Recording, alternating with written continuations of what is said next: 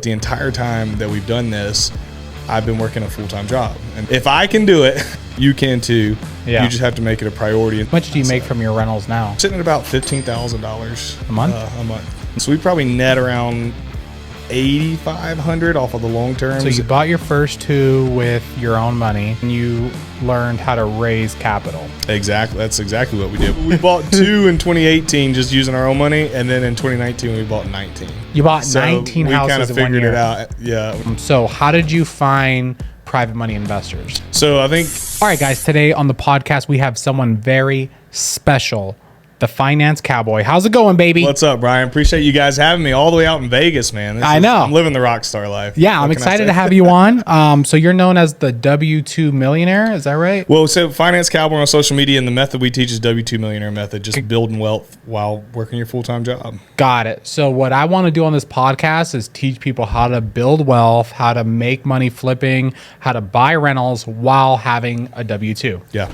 Yeah, and then for everyone that's listening for the first time, make sure to subscribe to the channel because this is the #1 podcast for real estate investors where we interview the top real estate investors in the whole country. So for people who don't know who you are, can you give us your quick intro? Yeah, quick intro. My name's Jaren from the middle of nowhere, South Carolina.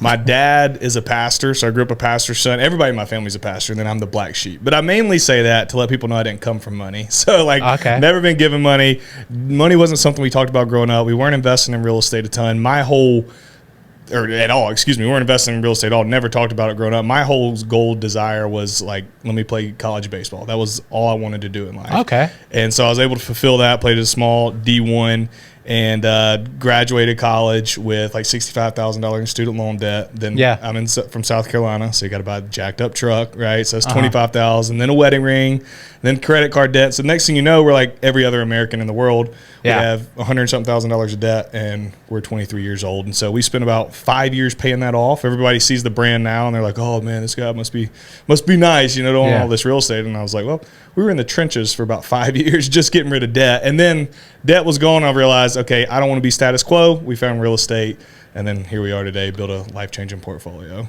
Got it. So what does your current portfolio look like? Just give us the highlights, I guess. Yeah, so we are mainly residential, just single family home is our bread and butter. And so long-term rentals have been where we built the foundation, the classic 3-bed where we're from in South Carolina, 3-bed, 1-bath or 2-bath. Brick ranch home that's ugly. We find it, the old people live there with the shag carpet and the old wood paneling and all that stuff. We fix them up, we make them pretty, and we've owned mobile home parks. We are and have been in the short-term rental space. We've done syndications, but at the end of the day, the bread and butter for us is that single family.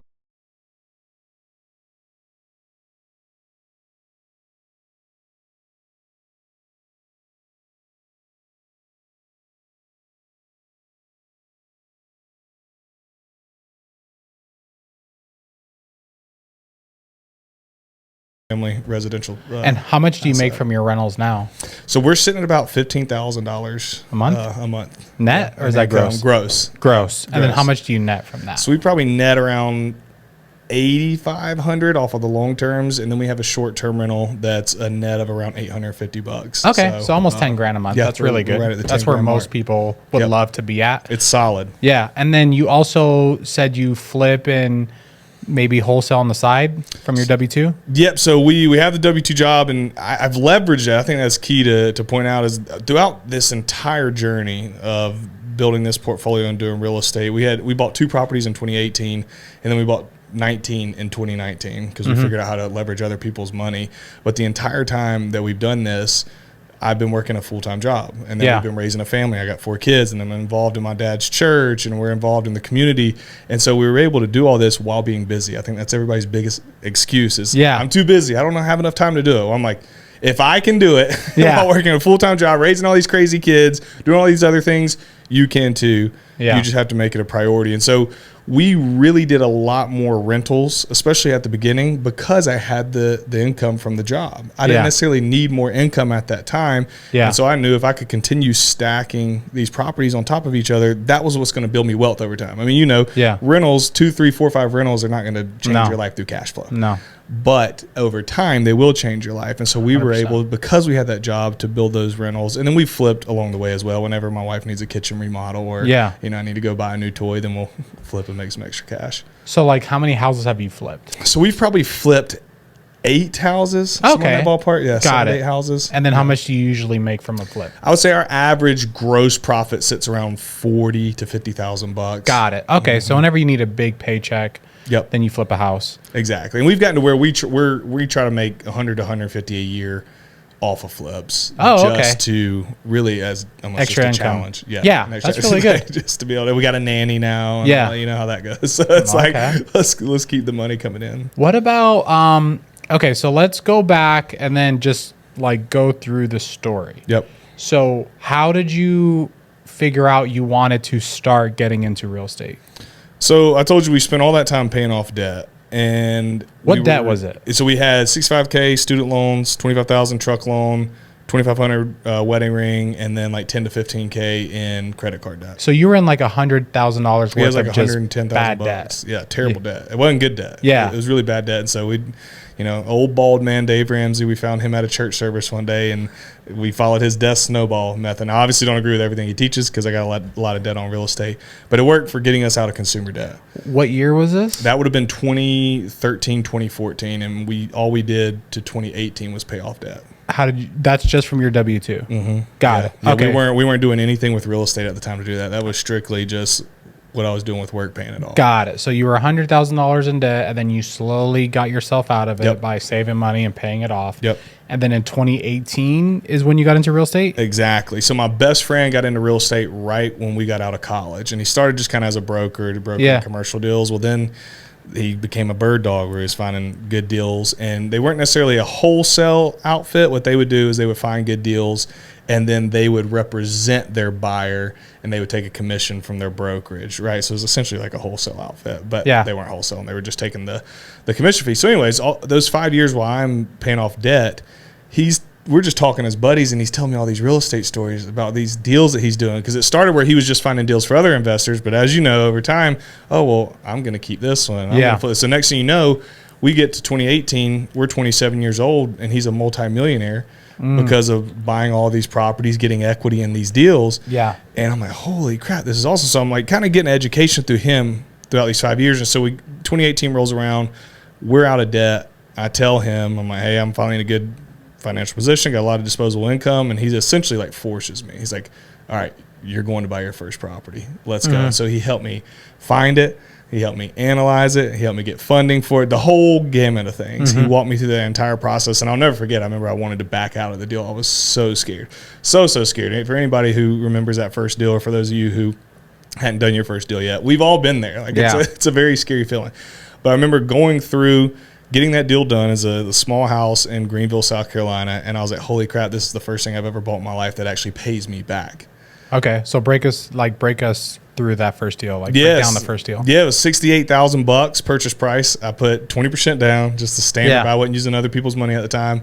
So it was $13K down, and then we probably had 20 grand worth of rehab. Yeah, and it was cash flowing, I don't know, $250, $300. Okay, and it was amazing. But I used a lot of capital to get into that. Yeah, right. You're talking about 30, 40, 50, 25, 30 grand on that house.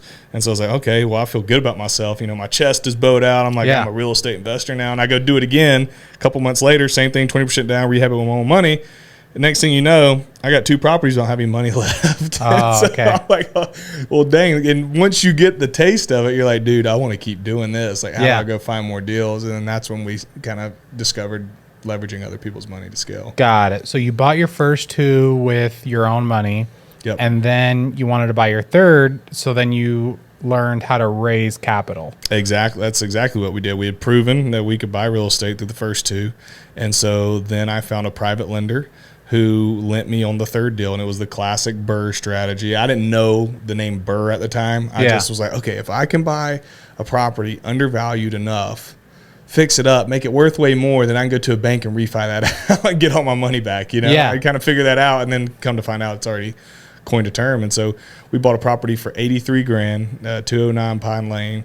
and it was such a small rehab. It was just like a lipstick rehab. It was like $7,000. So we're all in at 90-ish before closing costs and all. And then it appraised at 125. Yeah. And so I was able to pull, I think I pulled 100 out on the refi. So somebody lent me, a private lender lent me the purchase price of 83 plus the $7,000 rehab, fixed it up. It's now worth 125. Go to a small local bank. They do a cash out refi, wrote me a check for 100. I paid the private lender back. And now I had a stabilized note on that property for 100,000. It's worth 125, and I think it was cash flowing whatever $200-300 at the time. Yeah. So a couple things I want to unpack. So first, I was a realtor and I sold over 100 houses, right? And then I finally was able to buy my own house after I had 2 years of fixed income and all that stuff, right? And I remember when I opened escrow on that first house, I was so scared, even though I already sold 100 people a house before. I was just like, holy crap, I'm going to go bankrupt. Like, I don't know if I can afford this $1,500 mortgage, but I ended up buying it, right? And I always say, like, you never get rich on your first deal, but you get rich because you did your first deal. Yep. Some people just need to get on base. Yes. They're waiting for a grand slam when they just need to get on first base and get that confidence going. So that's what happened with you. You got those first 2 deals.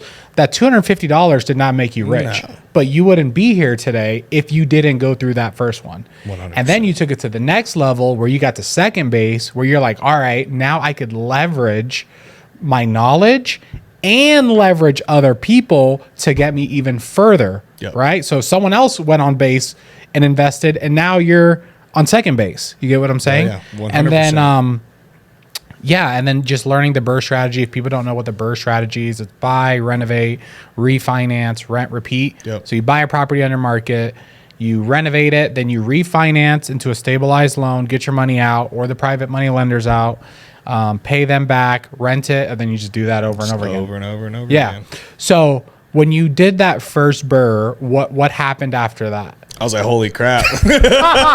You're like, I am a genius. I was like, this is nuts. So we bought 2 in 2018 just using our own money, and then in 2019 we bought 19. You bought 19 houses kind of in 1 figured year. it out. Yeah, we were like, oh, okay, so this is how you Yeah. this is how you do this. And it was so much fun. I'm a deal junkie, dude. I just love finding deals. It was so much fun. So you did that in 2019. You bought 19 houses, and did you keep them all? Yeah, we kept. I think I flipped 1. Yeah. The rest of them we kept in our portfolio. Got it. Okay. And then some people are going to listen to this and they're going to be like, well, in 2019, houses were cheaper. Interest rates were better. I don't think this still works. What would you say to that? I'd say feel free to message me. I will send you any deals that I've done this year and last year as well. Because we're still doing it. To their point, when you have higher interest rates, it is going to affect your cash flow. For sure. It's just all there is to it. It's going to affect your cash flow. And so if you're BRRRRing in this market, you can still 100% BRRRR. You just have to know on that refi that you are going to make less per month than you would if rates were lower. But I'll tell you, when I started in 2018, my first commercial loan was 5.875. Which I know now is, lower than, I think they're shit. And I got quoted 7.5. Some people are at 8 right now. Yeah. But they weren't like 3%, 4% when I first started. Yeah. And so I would just tell you, there are tons of deals out there. You have to find buyers who need you to solve their problem. Sellers. And there are, sellers. And there are millions of them across the country in any and every market. And if you can find them, you can get it at the right price, and then you can go through the BRRRR strategy or whatever you want your strategy to be, and you can still work. But just knowing that your cash flow is going to take a hit. But that's what bothers me is new people only think about cash flow. Yeah. And there are so many different metrics that we have to look at. I mean, we got appreciation, we got forced appreciation, we got leverage, we got tax benefits, we got tenants buying down our debt. And so I've been in the game long enough to know that if I go and BRRRR a property and it's making me $25 a month. Yeah. Okay, but I didn't have to leave any, or I left $5,000 in the deal and I pulled everything else out. That what that property is going to do for me over the next 5, 10 to 15 years, it's a no-brainer to me. But it's hard to see if you haven't been on the other side of it. Yeah, and I also think like a lot of younger people, they don't anticipate that they're going to be alive in 10, 20 years. Really? When I was younger, you don't think about that. When you're young, you're like, dude, I got to make money this year. Like, I got to make money this year. Yeah. They're not, you're going to be 30 one day. You're going to be 40 one day. You're going to be 50. You're going to be 60. Yep. So, you need to make money right now, but you also need to set yourself up for 5 to 10 years from now. Yes. So that $25 that you might make, even though obviously that's like an extreme, for sure, risk or, we're being exaggerating. Yep. But when rents go up, that $25 turns to $125. Yeah. Every month, $200 is getting paid down. Every year, $25,000 or more is getting added to your net worth. Mm-hmm. So people just don't see the bigger picture. Again, when I go back to like the beginning of my real estate career, I was like, okay, if I buy a house now, I'm 22, in 30 years, it'll be paid off. I'll have, a paid off house in 30 years. Yeah. But then once you get into it, you're like, oh, I could, if I do X, Y, Z, I could pay this off in 15. Okay. And then you just slowly, but you just have to start. That's like the main thing. That. So 2019, you bought 19 houses and then you burned them all using other people's money. Mm-hmm. So how did you find private money investors? So I think there's a number of different ways that you can find out. I love, when I think of private money, I think of like somebody's network. I'm not even talking about hard money, but somebody could go get hard money today. Yeah. And they're going to lend you, call it 90% of the purchase. Yep. And 100% of the rehab. Mm-hmm. So it's pretty, I don't want to sound too flippant, but it's pretty decently easy to go find capital. I've always said, if you can find good deals, the capital will flow. But we started in our network. So friends, family, co-workers, other investors. And so I had a family member that's lent to me. I've had a friend who's given me a line of credit that I could work through. Mm-hmm. I've had other investors that come in. I've brought other investors in as JV partners. They brought the funding. I ran the deal, ran the rehab, and the management portion of it. And so I think it really starts with chasing down that network. And I don't want people to stop at, well, I don't have anybody in my family or friends who lend to me. That's okay. Most people don't on the top surface. Yeah. But how can you take their network and expand it? Okay, mom, dad, who do you know that's done well or that invests in real estate, or who's somebody in your church that invests in real estate that you could take, or who's a coworker, maybe they have a family member or a friend who invests in real estate, and you just start going down other people's networks, building those relationships, going to real estate meetups. Yeah. And the next thing you know, you start to see by putting yourself out there that, man, if I have good deals that show on number, or show good on paper and numbers show good, there are people who want to give me capital because they're going to make a really good return. Yeah. And I remember I used to think, because I grew up with a single mom from the ghetto, so I was like, oh, I don't know anyone. Yeah. And I remember I was listening to one of Grant Cardone's books, and he said, he was like, hey, there is not a shortage of money in the United States. Like, open your eyes and look around. Look at the news, watch TV, go outside, go to other neighborhoods. There's not a shortage of money in the United States. You have a shortage of money in your life right now, but you just need to figure out who has your money. I like that. Right? And it's still true today. There's not a shortage of money anywhere. There's billions and billions, trillions of dollars.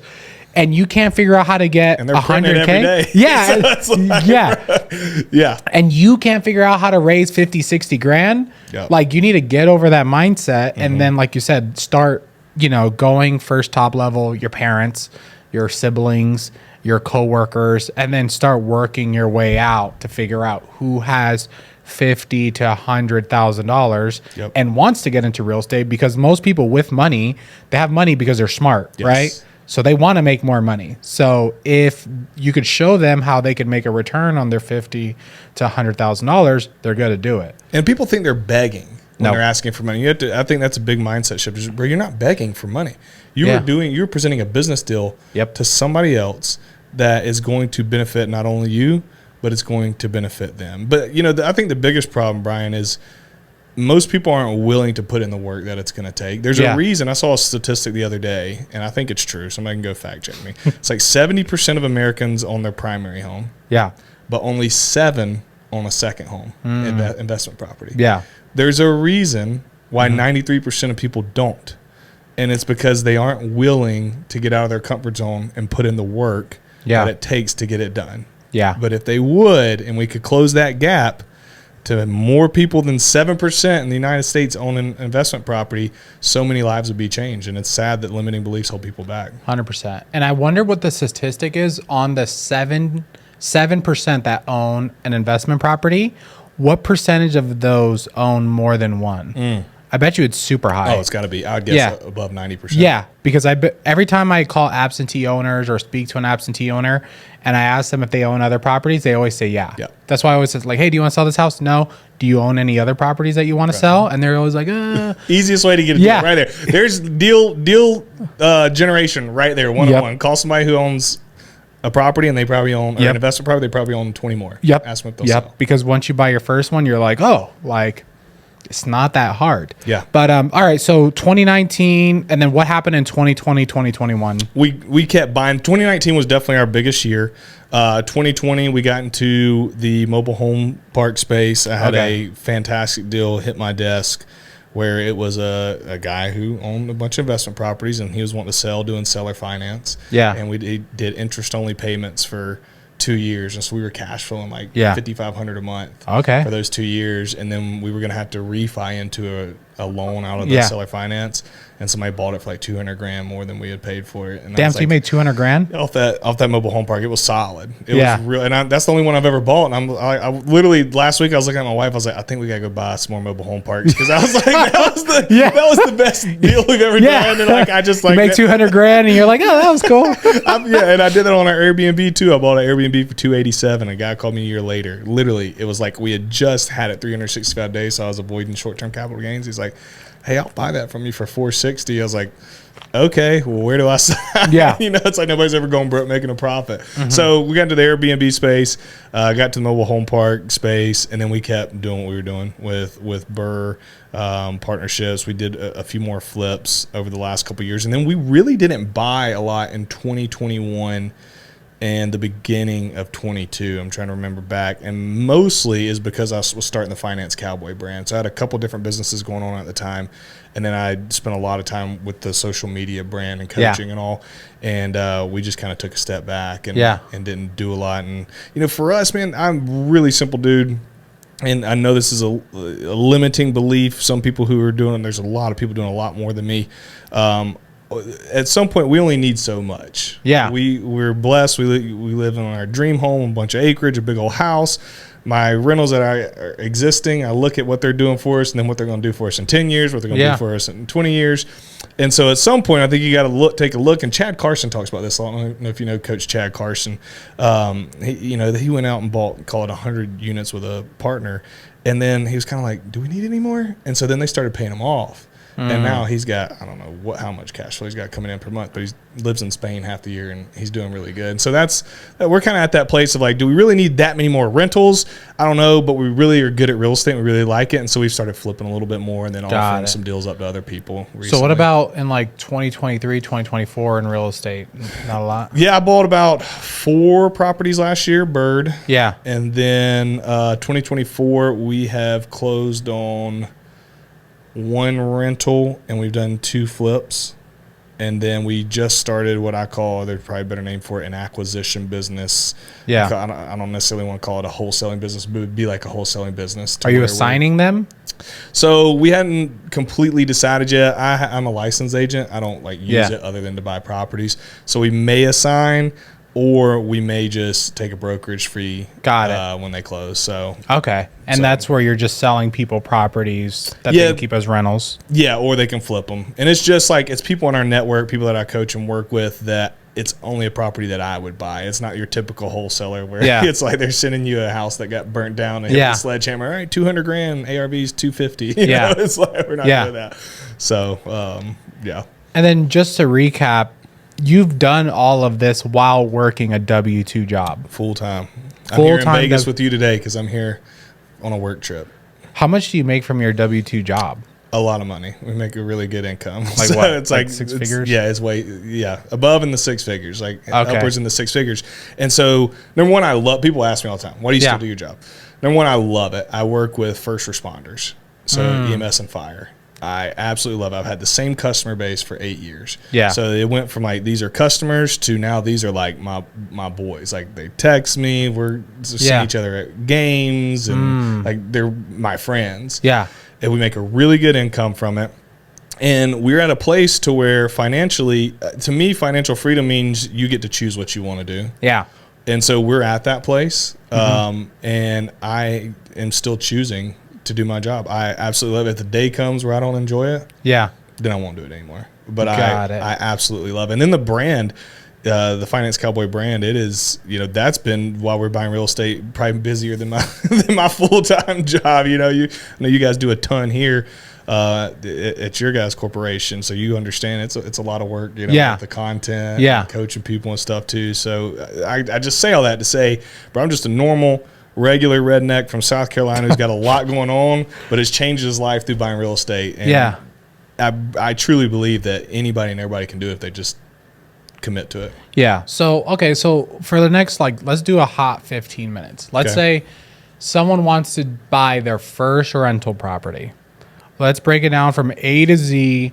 How do they do it? So number one, you need to choose what is your immediate goal just for this next property. Yeah. All right. So are you, and I think you said rental, but do you want a rental property or do you want to flip? Yeah. Right. Do you need income, or are you like, no, I don't need income right now. I just want to build a portfolio. And to me, flips, and tell me if you think different, flips or income, rentals or wealth. Yeah. Right. Of course, do you need income or do you want to build wealth over time? Yeah. So we choose, okay, what strategy are we going to do for this next property? Don't think past this next property. Then we got to choose a market. Yeah. And we got to say, okay, where are we going to do this at? If you're going to flip, you can flip all over. You can flip California, South Carolina, Charlotte, North Carolina. You could flip anywhere and everywhere. If you're going to do rentals, especially the strategy we do with BRRRR, where you're buying distress, refine out, then you're probably going to have to pick more of the markets like the Midwest or the Southeast. Okay, and I tell folks, if you use our strategy, take a map, draw a circle around the Midwest and Southeast, close your eyes, throw a dart where it lands. If you go within a 30-mile radius, you probably got a good opportunity of finding an area that lends itself to buying good properties. Okay. Using the BRRRR strategy. And so choosing that market, then we got to build out a team in the market. So core four, you got agents, contractors, lenders, property managers. Okay. Right. We got to get those people on our team. If you're local, it's going to be easier. But if you're not local, then you're going to have to put in a little bit of work, a little bit of networking to get that team built out. And I'll just, plug here. I would probably say 70% of investors invest out of state or out of town. Like, it's a pretty common thing that investors do, that we see, at least the folks I work with and what I hear. And so I would encourage folks, if you're scared about not being able to invest where you live, that's okay. A lot of people do that. And so then once we got our team built out, we got to generate leads. And so you got the inbound organic leads from your agents, get on wholesalers lists, Facebook Marketplace, Zillow, MLS, posting on Facebook, all the free stuff. And then we can dig into, okay, do I want to go stir the market up a little bit more? And then we can start cold calling. We can send out mailers. We could do pay-per-click, all sorts of stuff on the paid side. We got to get leads coming in. Then we got to be able to analyze those leads. Is it a good deal? Is it not a good deal? Know what numbers we need to look for. Funding it. All right. Then we got to choose, all right, how am I going to actually pay for this? Do I have a private lender? Do I not have a private lender? Okay, I don't. What hard money lender can I work with that's going to lend me 90% of the purchase price plus the rehab, and I just got to come up with the down payment plus the holding costs? Or do I have a lot of capital? I'm going to just deploy 20%. Or do I have a $300,000 HELOC, and I'm going to use my HELOC to buy it and refi and pay the HELOC back? So there's so many different creative strategies we can do there. And then once we get it funded, working with contractors to get it rehabbed, and from that point, either sell it if you're flipping it, or give it to a property manager, in my opinion, if you're going to keep it in the portfolio. So that was a macro level. We can let's dive in deeper. So you said there's a core four on your team. Yep. The first one you said was agents. How do you find an agent that actually knows how to work with investors? Because most agents are idiots. Yes, I 100% agree. I roast agents. I roast agents all day. Hey, I'm an agent, but I don't do it. I'm an agent too. But I don't represent anybody. They have no idea what they're doing. Here's what I tell people about agents. Look, don't trust any of the numbers they send over for analysis. No. Don't trust anything. Yeah. Leverage them. This is the way I leverage them, is hopefully They can tell you what areas lend themselves to the type of investing you want to do. If I can get them to show me like, hey, these are the B and C class neighborhoods in a market, that's huge for me. And then if they can make the connections, if they can introduce me to 3 to 4 contractors, property managers, lenders. And then from there, if they can just can't, answer the phone. If they can't do that, don't work with them. That means they're not worth anything. No, and a lot of them aren't. Yeah, they're not. But that's how you could tell if you're working with a decent agent. If they could actually refer you a handyman, because that means they've done some sort of transactions where they need repairs. That's great. If you ask an agent, hey, where's the good neighborhoods? And they're like, well, I can't really tell you good from bad, blah, blah, blah. I was going to say the R word, but that's not someone you want to work with. That's a terrible agent. Yeah. Untrackable. Yeah. If they're like sending you listings that you know are like the expensive parts of town of these nice houses that are already fixed up, you're like, you don't get what I'm trying to accomplish. Exactly. If they send you the worst of the worst or $1 million and you're like, how am I gonna where's the profit on that? And then you have to hold their hand a lot through the transaction too. Oh, for sure. It's even the good ones. And so you make a good point. Do not rely on agents for everything. I kind of use them as like that boots on the ground person who can be that point person to everybody. Some of them are good, like the top 1 to 10%. Probably 1%. And and like you won't know until you meet them, and then you're like, oh, this is clearly someone who is very good. And then you'll talk to some people where they're like, well, I can't refer you any contractors because, I got to talk to my team lead and see if I could, like, no. You don't want to work with those people. So you want them to be able to refer you contractors. You want them to be able to tell you like good neighborhoods versus bad neighborhoods. And then what else do you want them to be able to do? For me, that's the main thing. Then obviously, like, as far as like writing up the offer and coaching you through that, I think that's super important. And then a plus, if you get a good one, is them kind of being the point man, the boots on the ground. And so, as you got a project going on, potentially they can go in and check on it for you, see how it's going. And they may not be that person. That's like top tier. But I think the two we said are kind of the biggest for me. And a lot of people will trust the comps that agents are running and the analysis. I don't trust anybody's comps but my own. And so I encourage everybody, I don't care if it's an app, I don't care if it's an agent, if it's another investor, don't trust anybody's numbers. Go run your own numbers. 100%. Because the agent's not going to be around once you buy it. And if you're trying to do a BRRR, they're not going to come back and save you. Once you close, you're done. They're long gone. So, what else with agents? I mean, I've bought in properties from agents maybe hundreds of times. So I'm trying to think what else I look for.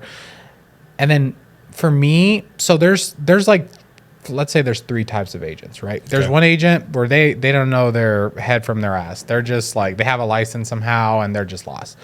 Then there's like the entrepreneurial agent who's like super busy. They can get you deals and they're great and they will have the contractors, they have the knowledge, but they're not going to like babysit your deal. And then you have like the agent that's going to show up to the home inspection. They're going to show up to the appraisal. Superhero. They're on the roof checking for you. So you also need to know who you're working with because sometimes you do need that superhero agent that's like invested in you. And then sometimes you need the agent that's just good at finding deals and they're not going to be the most responsive. They're not, they have other businesses. They're doing 100 transactions a year, but they're good at what they do. So that's another thing you need to realize, like, who are you working with? And there are good agents out there. So you don't have to, most new investors, they talk to one agent and they're like, well, I talked to this one agent and they said they were going to help me get a deal. It's like, bro, you can't. No. You need to have a whole army of people. And then you alluded to something a second ago. You need to let people know how serious you are. An agent, a wholesaler, a contractor, a property manager, they get some requests pretty frequently from people who are just kind of excited for a minute and then they never hear from them again. You need to stay on that person, but hey, I'm not going anywhere. This is the type of property I'm looking for. Take me serious. And if they're good at their job, they will. So there was agents. And then you said, what were the other four? Contractors, lenders, property managers. Okay, how do people find contractors? That's to me. You give me your thoughts. I think that's the hardest part of the game. It is the hardest part. The hardest part of the game is finding and managing contractors. Yeah. And so I think the best way to find them is through referrals. So who else that's an investor is using a particular contractor? But what if, like, let's just say I want to buy a house in where you live, Greenville, South Carolina.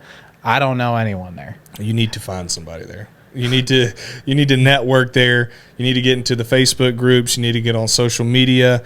Yeah. I mean, you could always go the Google route. So at the end of the day, you could Google 10 different contractors. Yeah. And interview them. But I think that's where it's important to find an agent in these markets who knows the investment game, who then can point you to a contractor, or they can introduce you to the property manager, who can then introduce you to contractors, because 90% of property managers work with contractors regularly. They have them on their payroll, quote unquote.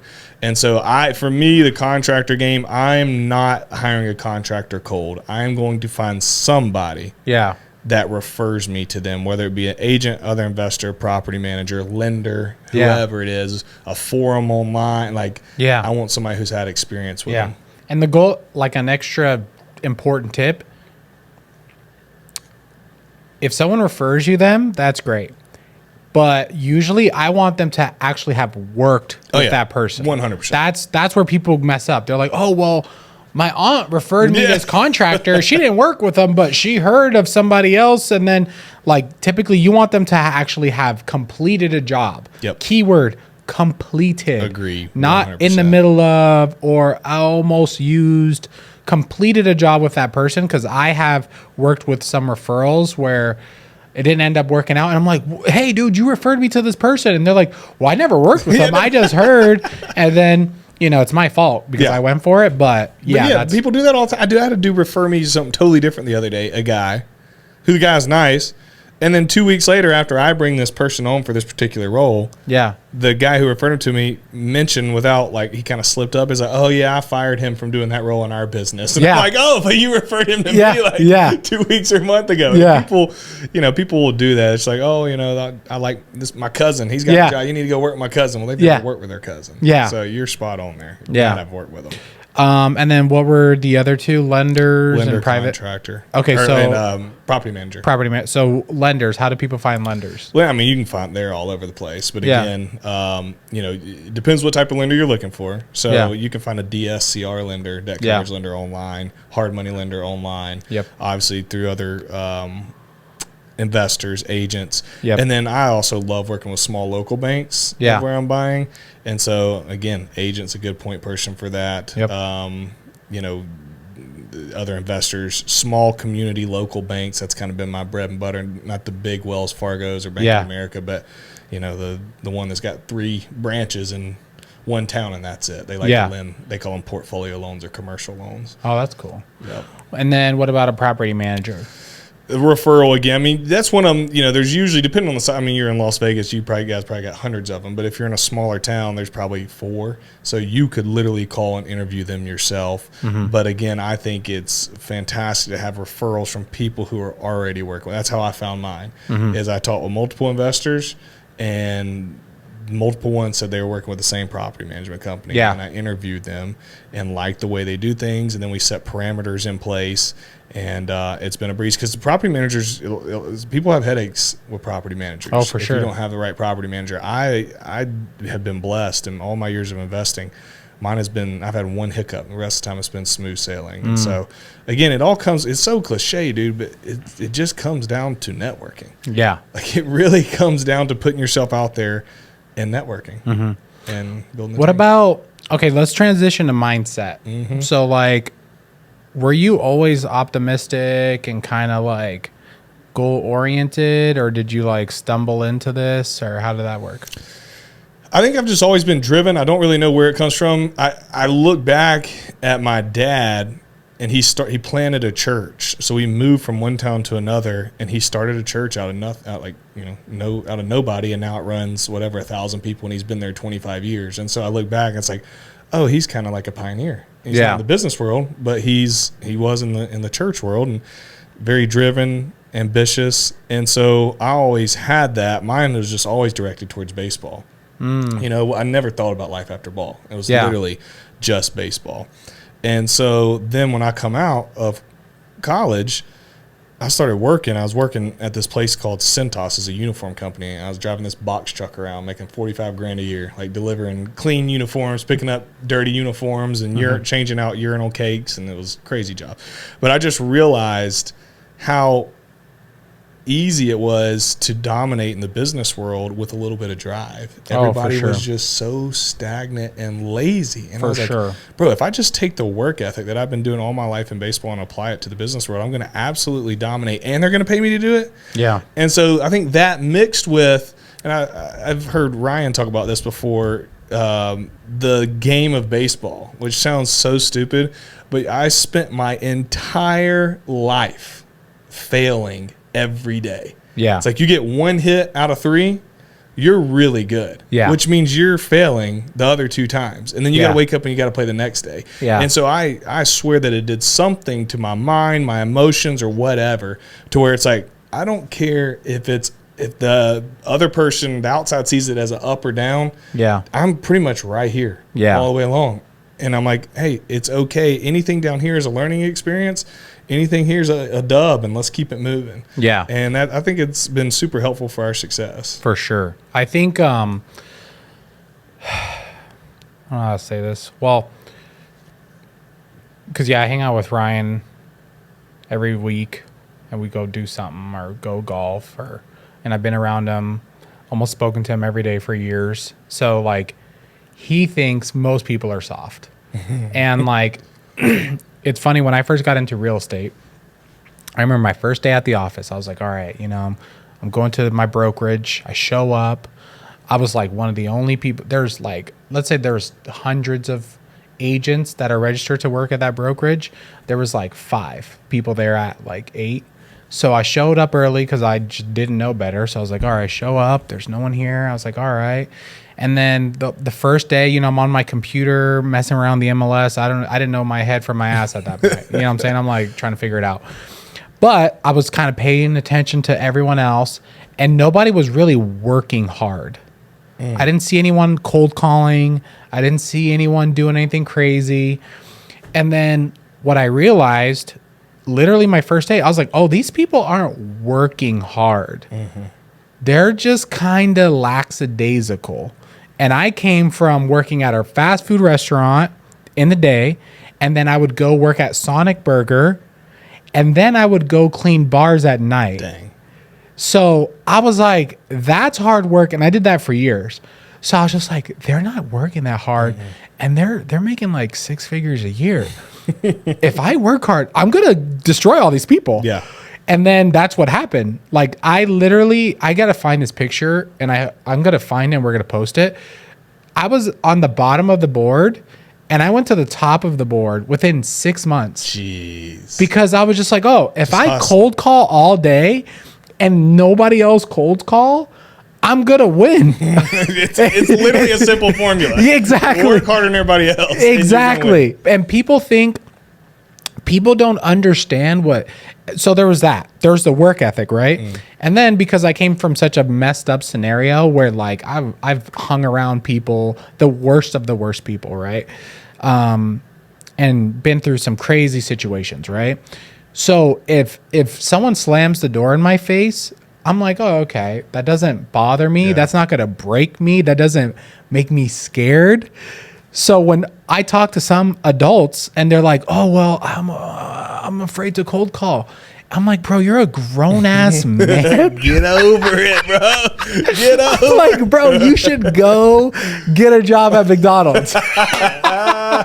You're the softest man, shoot. And you should be embarrassed. And you have kids, like, and it sucks, but that's truly how I think. I don't express this a lot. No, but let it out, bro. I'll be your counselor. Or people are like, man, I'm scared to post on social media. I'm like, bro.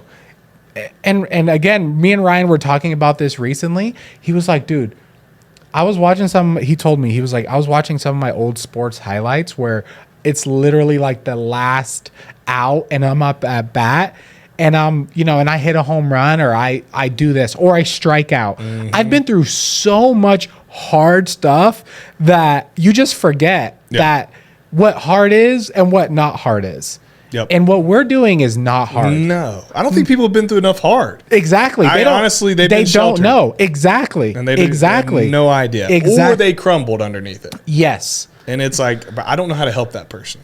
Well, they gotta go put themselves in a truly hard situation. Yeah. So like, not to beat a dead horse, but like I've slept outside in Las Vegas in a desert with a rug on top of me. That's hard. Go do that, then go knock on a door. Yeah. It's like people don't understand what hard and what easy is, and what we are doing is easy. Talking to people, looking for private lenders, calling realtors, putting deals together. So I think if people just get out of their head and realize that this is actually easy. Unfortunately, it's hard to say that because some people are like, well, there's this, there's that, there's this. What we're doing is actually easy. You just have to do it. And I think people are more afraid potentially of the way that other people will think about them when they fail. Oh, for sure. And if you can get to that point to where you don't care what other people think about you, it is so liberating, and it will open up doors of opportunities that could lead you to your destiny. Let's talk about that, because I remember the first time I cold called, right? I called, someone answered, and I hung up the phone. I was like, holy crap. Because I was just like, oh boy, I don't know who that was. This is embarrassing. I left the office and cold called at my mom's house when she wasn't there because I was just embarrassed to call. Oh my God. But you don't have like the cubicles and everything. everybody's we had the cubicles. I didn't want people listening to me. So I went home. I swear, the first person answered, I hanged up. And I didn't call again for that day. That was the whole first day. That was my first day cold calling. And then slowly I started calling more at my mom's house. And then I started calling at the office. I just didn't care who listened. Yeah. And then I was calling so much that I didn't want anyone else talking to me because I was cold calling. And then I got great at cold calling. Yep. But yeah, I did have to get over that fear of like, oh, this is kind of embarrassing. This is out of the ordinary. Yep. People are going to curse me out. What are people going to think about? What are the people on the phone going to think about me? But I had to get over it. You have to. I don't really give two craps about what most people think about me. But I will say the hardest thing in my life that I had to get over for like the perception was social media. Okay. Was actually like taking videos and posting them, especially early on, like when you don't really have a following. Yeah. And Can you talk about it? Yeah. It's just embarrassing. It's crazy. Even some of the stuff I post now, I'm like, bro, if I was my friend, I am roasting him so bad. Like I would be sending videos to him all the time, roasting him. But it's interesting because we get to help a lot of people, and you guys know this. So it's 100% worth it. Yeah. But it definitely starts out with people saying, bro, what are you doing? But I will say it transitioned to, hey, bro, how do I do what you're doing? Exactly. And it did transition to that over time. But that was the only time in my life where I've really been like, do you have a good story around that when you first started?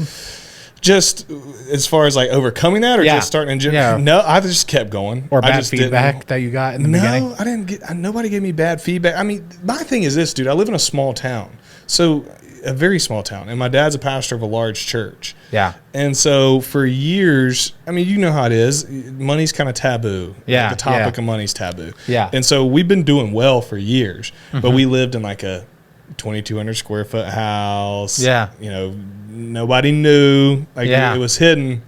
And then we bought a 5,600 square foot house on 11 acres. It's actually right by the church. Everybody drives by it on the way to church. And, then I start posting all this stuff. And when you have social media and you are talking about real estate and wealth, at some point, you're going to be talking about your personal finances to a degree. Oh, for sure. And so now it's like, okay, I know everybody in town like kind of looks at me funny. But then once I talk to them, it's like, I'm going to be so myself, so real. I'm not weird. Yeah. I hadn't got money and change. And it's like, you're still going to have to love me. Sorry. Yep. Like, you can talk about me behind my back. Yeah. And so that's what I was like, I haven't changed as a person. I never will. I don't think I'm better than everybody. I'm not the person who has cut everybody out of his life who doesn't have the same mindset as him. I just don't believe in that. There are people that I've put myself around to help me get to where I want to go, but while still loving those who don't have the same desires that I do, and I'm still friends with them. We don't think we're better than them, and it's all good. But I don't know how we got down that rabbit trail. It was weird at first. Definitely weird at first. Yeah, I remember when I first started posting, I would always post what I was doing, but I was never actually in the camera. So I'd be like, the camera was always out. Like, I'm like, look at this house, da da da da da. Yep. And then one of my friends like, dude, you gotta like post yourself. Like, no one even knows what you look like. My old Instagram was just houses. And then I was like, all right. So I started posting that. And then when you first start posting, you're going to be like, dude, my voice sounds terrible. Right. I'm ugly as shit. I look weird. Nothing of that's changed for me, bro. And my wife plays it. She'll just turn on a video and she just smiles at me. And I'm like, turn that off. Yeah. Right now. Yeah. Get that out of here, bro. But then you get over it. Yeah. You just have to post and I talk about money. I talk about how much I'm making. I talk about everything because not because I want to brag, because when I was starting, no one told me. I would ask people like, dude, how much do you make on flips? And they're like, oh, like we make decent money. Yeah. I had to go through a lot of people before someone actually told me they made a lot of money.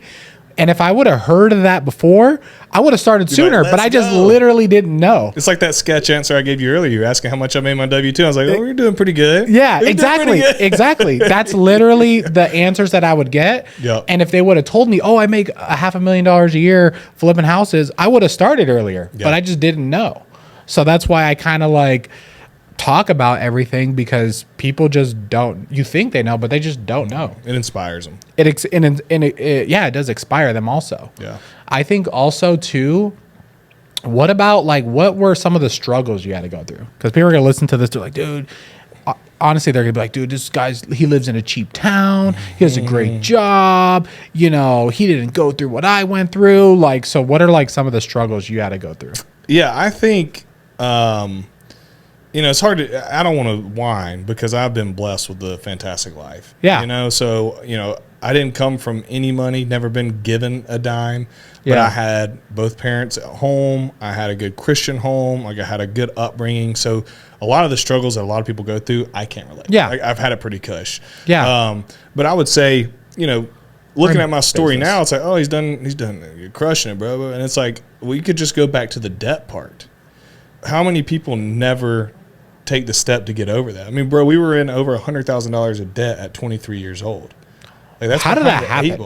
It's just student loans was a huge part of it. 65,000 of that was student loans. Yeah. And then you just got to have the truck and then credit card. I don't know how it happened, but it happened. It's like, really? Bro, we were set like. Was it you or your wife? It was me. It was all you? I mean, like we were spending. We had moved to West Palm. I had taken this job, and we lived in West Palm Beach, Florida. And I was making like $50,000, and our rent was $1,800 before utilities and before heat. And so we were like losing money every month. It was like, it was crazy. And so I would say to have the discipline to actually pay that off in 5 years, that was hard. I mean, it was pretty dark. We sacrificed so much. Like what? Didn't go out to eat. Right? We'd go once. We'd go on Sundays. Yeah. We'd go get something to eat. We never had the nice stuff. We didn't take out. We didn't go buy the boat on a note, buy the four-wheeler, buy this or that. We lived in the same modest house that cost $200,000. We weren't upgrading anything. We weren't going on these extravagant trips. Yeah. All the things that people are kind of doing that gets them into debt, we were on the opposite and getting out of debt. And so all these people are living a certain way, and they're expecting us to live a certain way, and we're going against that status quo. And so that was a really tough 5 years, because it was just like, that it's going to lead to a good outcome on the other side, but it's like the trenches, bro, because you're not like seeing that net worth go up necessarily. You're just trying to climb from negative to zero. Yeah. You know what I'm saying? And so that was tough. And then learning just real estate in general. Again, we go back to the statistic of 7% of people do it. It's hard. Mm-hmm. It's hard. It's simple, but it's hard. Yes. It's once you get it, it's like riding a bike or whatever. You got it. But like, there are things about it that are uncomfortable. and that are tough. And so, I remember when we first started, we were doing BRRRs, and I didn't know any better. We just wanted to be like the people on TV. And so then we would go and we put all these nice backsplashes in. We'd knock walls out, nice countertops, and then we were keeping it as a rental. And I'm like, bro, I just spent $25,000 on rehab for a rental that's about to get banged up, and I could have spent $10,000. Yeah. Just little lessons like that. And then contractors, getting them there on time. And how many jobs have I had where I've had to fire 3 contractors, on the job and finally get somebody to finish it. And so, I would say, those were the toughest things, getting out of debt and then just understanding how real estate works. I showed up to my first closing with a personal check, not a cashier's check. Like, just stupid stuff. I felt like a fool. They're like, we got to have a cashier's check. Yeah. Just like all the stuff. You're just like, you can't really understand it all till you do it. Yeah. And then you go through struggles, but then it clicks. Yeah. It's like a puzzle. It clicks. What's like the worst real estate deal you've done? Oh, actually, the worst real estate deal I've done happened this past year. It was the only time we've ever lost money on a deal. And I got to say this without throwing anybody under the bus, but I'm going to throw some people under the bus. Me too, me included. But one of them's my wife. Dang it! I love you, Mary Beth. I love you. But it cost us some money, though. You cost us a lot of money. You cost us a lot, but you save us a bunch too. So she's way ahead. She's in the green, bro. And I don't want to sleep in the doghouse. Yeah. But we bought a flip. I bought it a little higher than I should. We bought it at 150. ARV tops was 250. It wasn't. We didn't get a big enough discount, but I like the area, and I was like, okay, we can flip this pretty quick. And I had a lot of different projects going on at the time, and I just hired like 5 people at Finance Cowboy full time, and so it's like, I want to focus on this project. Yeah. And so I handed it to my wife, and then this kid at our church who I love to death, who's only 23 years old, and he's a handyman. He's never managed a project. Yeah. And I was like, all right, y'all two go flip this property. Oh, boy. It was a disaster. We get like 5 months in, and I walk in, and like, we're not even halfway done. Oh, my gosh. And I'm on hard money. So I'm on 12%. And the money's coming due. And so finally I walk in, and like, we're not halfway done, and we're 4 or 5 months in. And so I text both of them. It was a cheap way out. I should have called them. Essentially said, I love you both. You're fired. Neither of you walk back into this property. Yeah. And so I called my crews that I usually let manage it. Yeah. They go in and finish it in 2 weeks. But then we get 10 days to closing. Buyer's doing an inspection. And in our inspections, there's this massive tree right by the house. Yeah. But in our inspection, no damage was caused underneath the house. Our inspector missed it. This back-end inspection found that the roots from that big tree next to the house had caused foundation issues. Oh, so boy. now we're 10 days from closing. I'm already, I don't know if I've lost 10 grand already. Yeah. $5,000 to cut down the tree. $10,000 foundation repair. Dang. 10 days before closing. And so we get out of this deal with, I don't know the exact, but I call it a $25,000 loss. And it's the only time we've lost money on real estate. Yeah. And that one sucked. Let's talk about leadership. So That is, there you go. So I learned that just because you, man, I wish I need a better way to explain this, but just because you, what is it called when you assign someone to do something?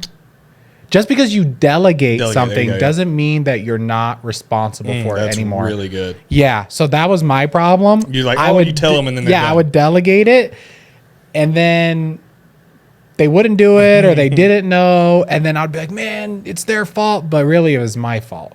I'm the leader. I'm the one that's kind of like still responsible for it. And it kind of sounds like that's something that you learned too, where just because you delegate something, that doesn't, you're not delegating the responsibility of it.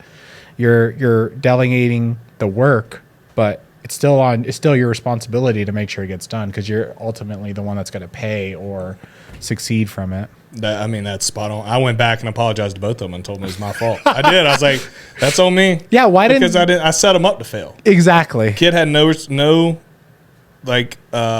experience doing that. Yeah. My wife had no experience actually running point. Now, she had come in by my side and done some design stuff, but I'm throwing 2 people in. I'm delegating that don't even have experience without any SOPs in place for them to follow. Yeah.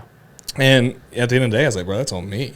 Why didn't you just have them use how come they didn't use your contractors in the beginning? Because this kid wanted an opportunity. And I wanted to see what it would look like with my wife running point on it too. But I did it without any, it was so stupid on me. Like, didn't train. Yeah. No systems that they were following. Yeah. Nothing. And so I don't know what I was thinking. It was just, it was a good learning lesson. It's one of those expensive learning lessons. Yeah. Yeah. Yeah. It was just, I was busy and I was like, delegate to them. I'll let you guys try it. Go give it a shot. Yeah. You know? And it didn't work out. And so now and that's where you have to learn as a leader. Okay. Are you going to be immature and just write those two people off now? Yeah. So they have no place on my team. Or are you mature enough to look in the mirror, just like you said, and say, no, that was my fault. Both of them actually have talents and skills and abilities that could be utilized if I can take the time to train them. Yeah. Problem for me personally is I don't have the time to train them in that role today. Yeah. Because of other things that I'm focused on. So my other crew already has everything, our systems dialed in. And so it's easy for me today to just go with it. 100%. So as a leader, you always have to think about, is it worth the time to teach someone, or is it better to just find someone that already knows? It's so much easier when they know, bro. It's so much easier to not teach. So there's two really quick stories. I had one where I bought a house in Savannah, Georgia. Same exact thing. I was so busy with all my other flips. I trusted the wholesaler that sold me the house to manage the contractor that he knew that never worked with him. Of course, I ended up losing like $20,000, $30,000 on that deal because I tried to delegate the whole thing. Second story, I bought Airbnbs, and then I had the best idea ever. I was like, why don't I work with my wife? Even though she's never been involved in the business, let's bring her in to do design. Come on. Yeah. So I bought a flip, fixed it up. I'm like, all right, babe, you gotta furnish it, and then we're gonna list it on Airbnb. The house sat like halfway, not even 10% complete for like it was renovated, but it didn't have all the furniture for months, for literal months. And then I was just like, what the hell's going on? Yeah, like, start getting pissed. And then she's like, oh, well, whatever. So I was like, I'll do it. So then I order all, dude, it's so dumb. I ordered all this stuff on Amazon, and Joshua Tree was like 2.5 hours away from my house. So I'm getting Amazon boxes at my house and driving every weekend 2.5 hours, unloading it, doing all this crap, trying to get this first Airbnb together. And then finally I was just like, damn, like this is taking a long time. Like it's too much, right? Come to find out, there's companies that do that for you. So I found a company that literally ordered everything that I needed. And then I went out there in one trip and got it all done. And I was like, damn, this literally took 4 months. One phone call away. One phone call away. And I could have just got it done. But, that's my fault sometimes, where I like to learn things the hard way. So someone will say, Brian, don't touch it. It's hot. And I'm like, yeah, I'm touching it. I'm like, why are you telling me not to do this? Is this a challenge? Yeah. I'm the type of person, I'm going to freaking touch it a few times and then learn like, okay, I shouldn't do this. Yes. So let's transition to faith. So, your father, your husband, you're also a Christian. Mm-hmm. How have you kept those things in order while going through this entrepreneurial journey? Yeah, I think it just takes a lot of discipline. I look at folks, you see it on social media, and then locally, who have sold their soul, quote unquote, for status, career, money, and they've destroyed their legacy. Every one of them. Yeah. His legacy is destroyed. Yeah. From an internal family unit. Talk to their children, talk to usually their ex-wife or their multiple ex-wives. And that, I know people go through stuff like that all the time that has nothing to do with business, and we had to get into all that. But I just said I will not ever jeopardize my relationship with Jesus, my wife, or my children in the name of money, power, success, anything, ever. And I think when you set your priorities straight and you stick to them, then you'll be okay. But so many people get just caught up on the dollar, dude.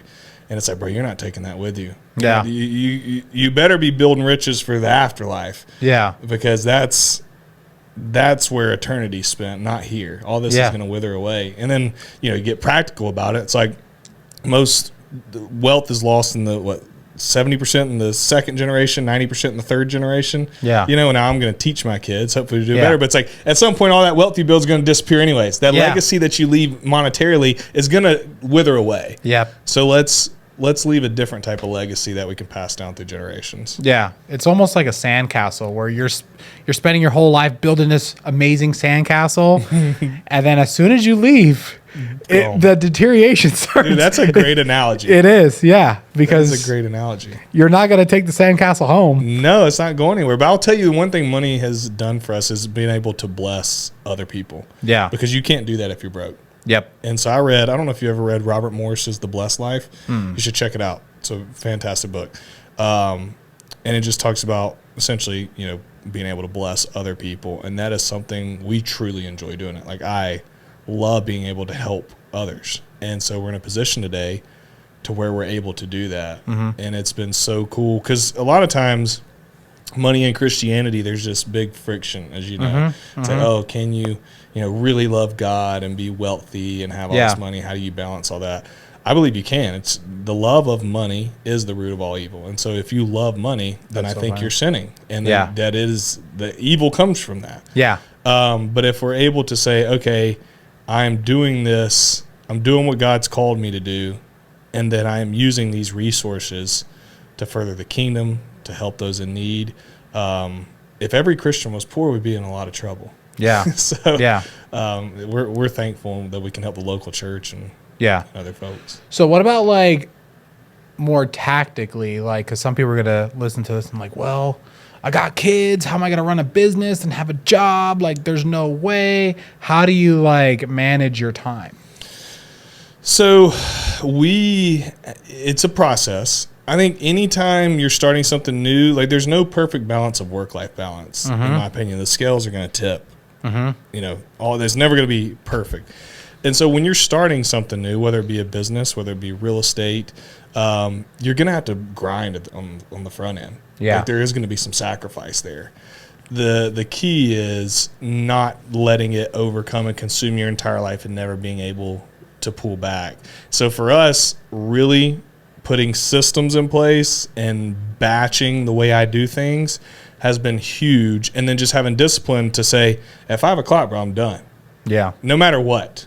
Yeah. I'm done. Now, early on, there may be a day where you got to work late. I'm not saying that there's never an outlier, but you do not want to get in the habit of like, I got to work till 8 tonight. I got to work till 7 tomorrow. It's like, hey, we batch our stuff these certain days of the week or these certain days of the month. It's a hard stop here, and it's family time from 5 to X. And then we're going to take 4 to 6 vacations a year, and I'm shutting it down when I take those vacations, and I'm not going to work, and just really put boundaries in place. It's just like you put boundaries with other humans. I think you got to put boundaries between you and your work, or it'll consume you because it's fun and we're driven and it's challenging. And it's like, oh, do I want to go listen to kids cry and have to run around with them for 3 hours, or do I want to like keep grinding out what I'm doing? I'd love to keep grinding out what I'm doing working right now, but I know that's not what's best for me and my family. So we'll walk away and give the family the time it needs. Yeah, I think that was one of the first lessons that I learned from Ryan was like he always shuts it down at 5 and then he doesn't work on the weekends. Yeah, never. Where I used to work freaking 7 days a week from 8 to 8, and then I'd go home, eat, take a shower, sleep, wake up, do it again. And then I had to like learn like, all right, I'm going home at 5. I'm not working on the weekends. Like you said, sometimes on a random weekend we'll do stuff. But it's 1 out of every 12 weeks. It's not 90% of the time. Yes. So and I think that's healthy. Yeah. You may not get as far as the next guy. Yeah. Status wise, career wise, but you're at peace and your soul's at peace. I think that's more important than any amount of money. Yeah. What about like being a good husband? Like what are like practical things that you do to try to be a good husband? So, I mean, I think being intentional with your time with your wife, and it's very, very hard, especially for anybody listening to this who has children, it gets harder and harder and harder. Yeah. But there are... Those damn children. I know. I love them. I love them to death, and I would not trade them for the world. But you have to rearrange your schedule and everything else around him, And so for us, being intentional as far as, okay, we try to hang out in the morning, so I get the kids to school at 8. Yeah. And then we're going to hang out till 9 or 9:30, and then I'm going to start working. And then the constant date night per week, which we don't hit every week. That's very hard for us to do just because of schedules with children. And then getting away and going on trips together. So those are some of the bigger things we do. But just like helping out, listening to each other, encouraging the other person. And I tell people all the time, we wouldn't be where we are, and this is my wife more being a great wife than me being a great husband, but without her. Like, she encouraged me to take risks. She believed in me. She, there was never any friction holding me back from going out and doing all these different businesses and real estate. And so, being able to value what each other brings to the table, whether she's valuing me for the business or me valuing her for her wisdom. She's so wise, staying at home with the kids, which is ridiculously hard. I think that's key to a good marriage. I think that was great. So I guess if people want to find you, where do they go? So check me out on Instagram at Finance Cowboy, YouTube Finance Cowboy, Twitter Finance Cowboy, all the places. On there, we post content pretty much every day, and have a podcast as well. And just love teaching the everyday person how to build wealth through real estate. It's a lot of fun. It's a big passion of mine. I think this was a great podcast. And if you're watching this on YouTube, we're going to leave all his information in the description of this video. But if you're listening to the audio version, then you got to go to Finance Cowboy everywhere. And guys, subscribe. Thank you for listening. Peace.